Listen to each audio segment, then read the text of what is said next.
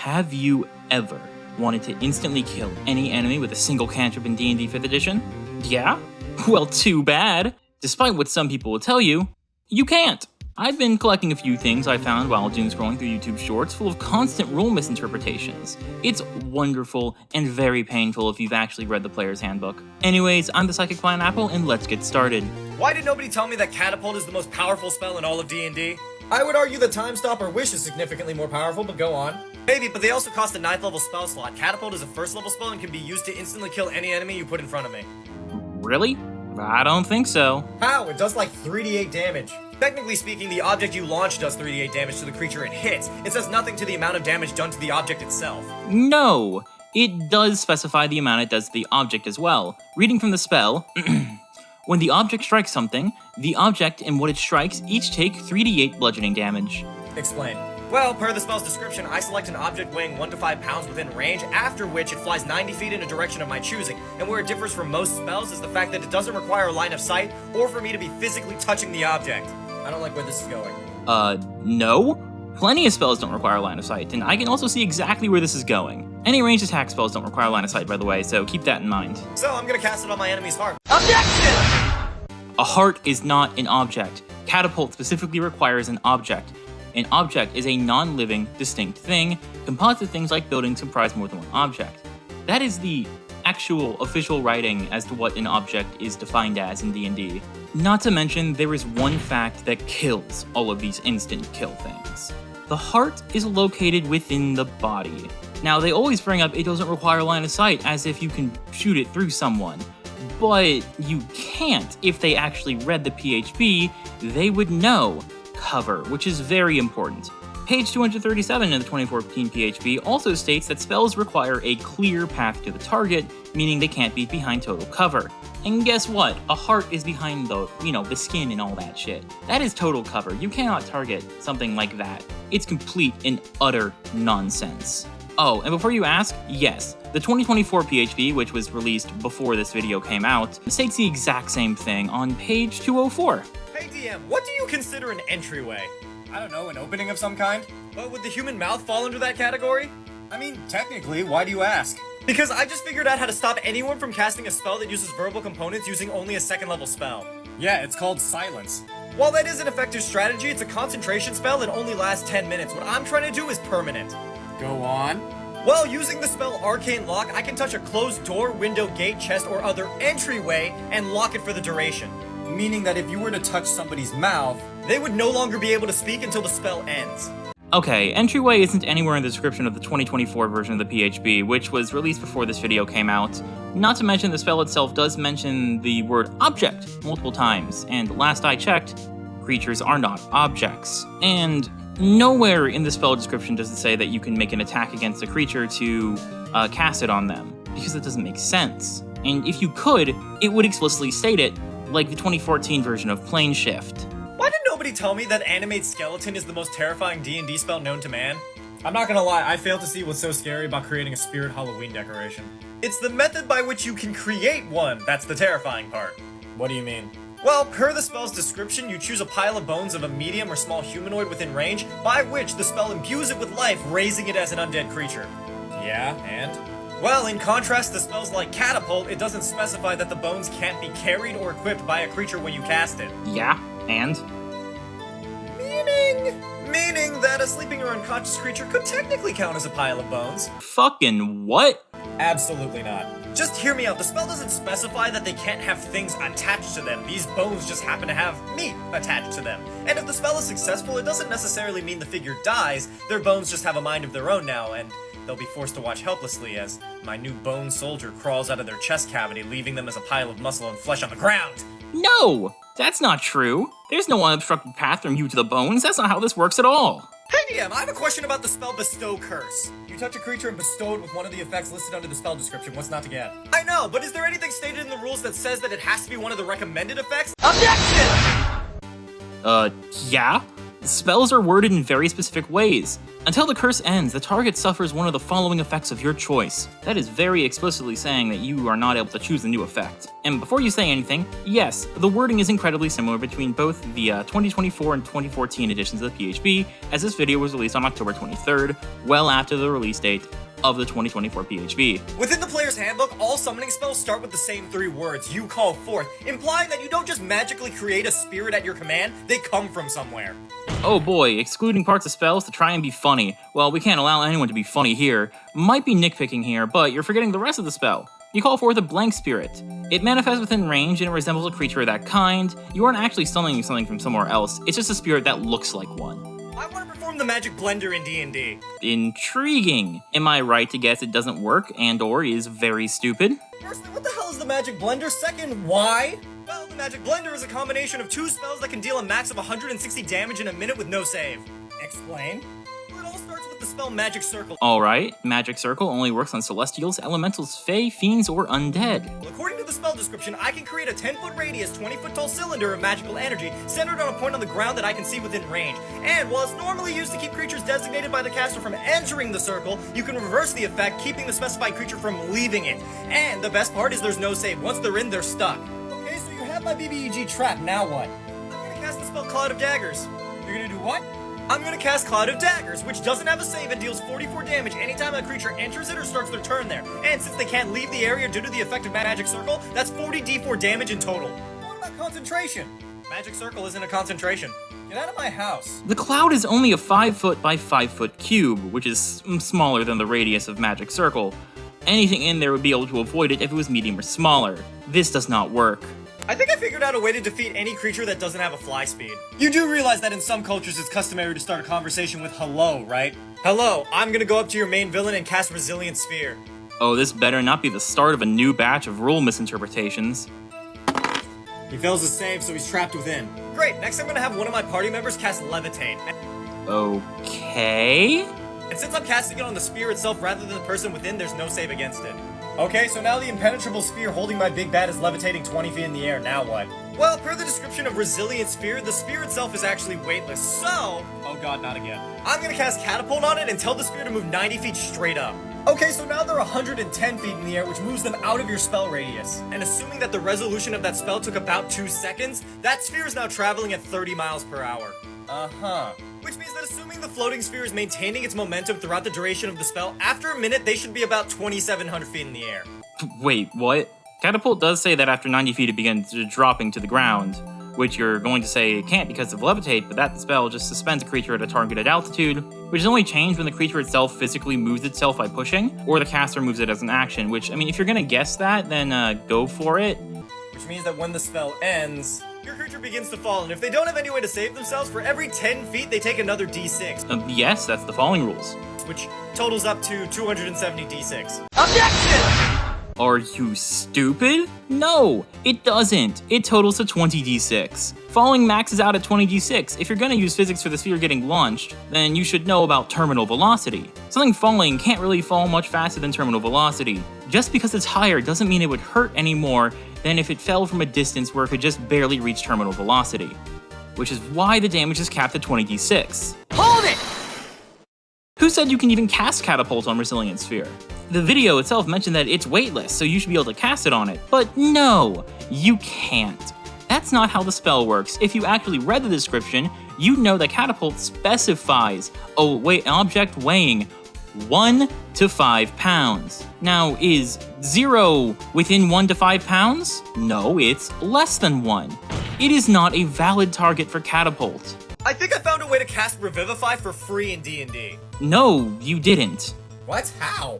Well, I mean, it's not a perfect plan, but I don't have 300 gold to spend every time my dumb party decides they want to fight God.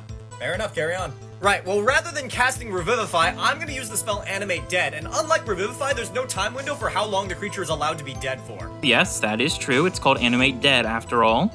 Okay, so now you have a zombie. I'm not gonna lie to you, this isn't as complex as you made it out to be. Oh, I'm not finished. What?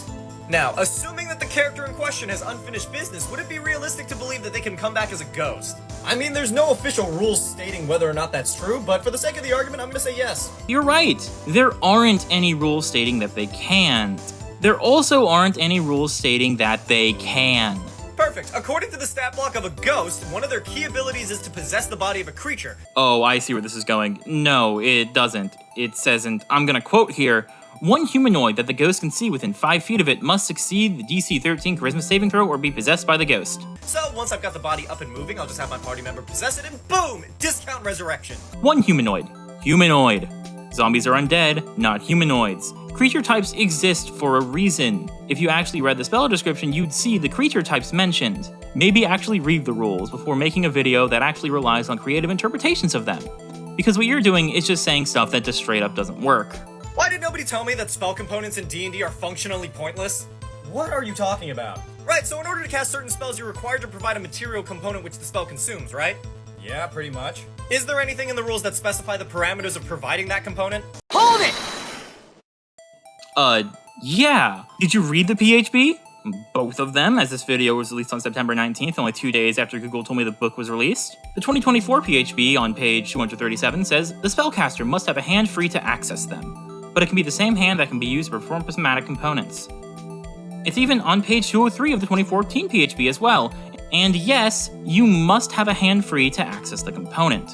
What do you mean? Well, if the only requirement for the spell is for the material to be present during casting, that implies I don't actually have to own that item, just be within range of it. Excuse me, sir? Where the fuck does it say that? What? Well, say I want to cast Hero's Feast, but I don't have a gem-encrusted bowl. The range for that spell is 30 feet. I'm following. So when I'm casting the spell, does that mean that as long as I'm within 30 feet of a gem-encrusted bowl, the spell just consumes that regardless of whether or not it belongs to me? No. Well, I mean, as long as the spell doesn't state that you have to be holding it, you can technically just wander around town until you were within range of the material.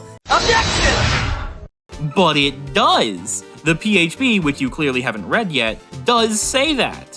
Why did nobody tell me that the spell Mage Hand is the most powerful spell in all of D&D? Oh, no, I see where this is going. First of all, it's barely a spell, and an inoffensive one at that. It doesn't deal any damage, and even if it could, it states you can't make attacks with it. Yeah, but it also states that a spectral hand appears at a point I choose within range rather than a point I can see, which means that it doesn't require a line of sight. It doesn't state how big the hand has to be. People just assume it's the size of a regular hand. I fail to see your point.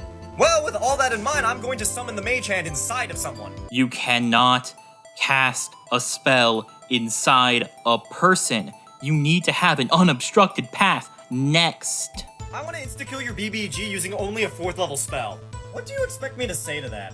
Nothing, just listen. I'm going to use the spell Resilient Sphere to eviscerate your main villain, and there's practically no save for it. Oh god, not this spell again. Explain? Well, according to the spell description, a sphere of shimmering force encloses a creature or object of large size or smaller within range. And that last bit is important because it says within range as opposed to a point I can see. Meaning that I don't actually have to have line of sight on the creature or object I choose to contain. Oh, come on. Okay, well the spell stipulates that once the creature is in the sphere, it can't be damaged from the outside. True, but I'm not too worried about that. Why? Cause with all that in mind, I'm going to use the spell Resilient Sphere on their heart. Bitch, what? This is the second video in a row you said that. I'm not gonna repeat myself. It all starts with playing a druid, which at later levels allows me access to the spell's insect plague and animal shapes. Both spells are concentration, so whatever combination you're going to say the two can do, it won't work.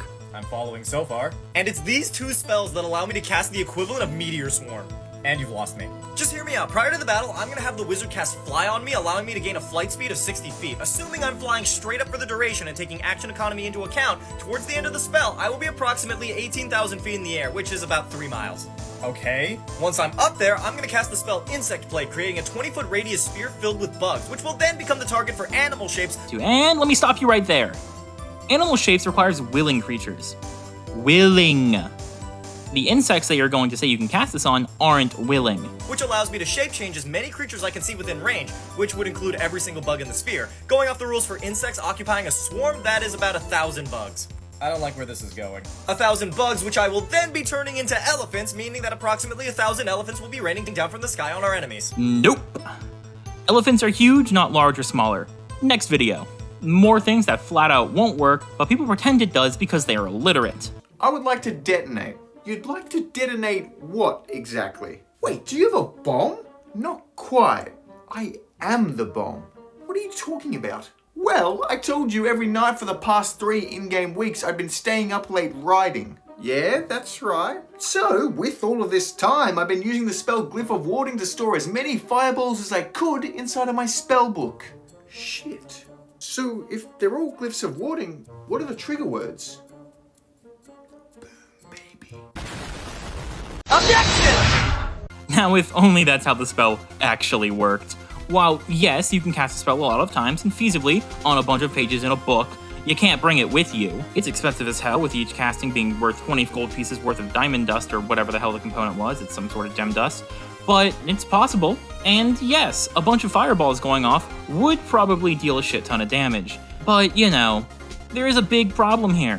Every time it's mentioned, they talk about doing this over the course of a campaign, because obviously you're not going to stand in one spot with a book full of fireballs for a long-ass time. And as far as I know, unless your campaign is incredibly boring, most of them don't take place within a 10-foot radius around the point where you cast Glyph of Warding.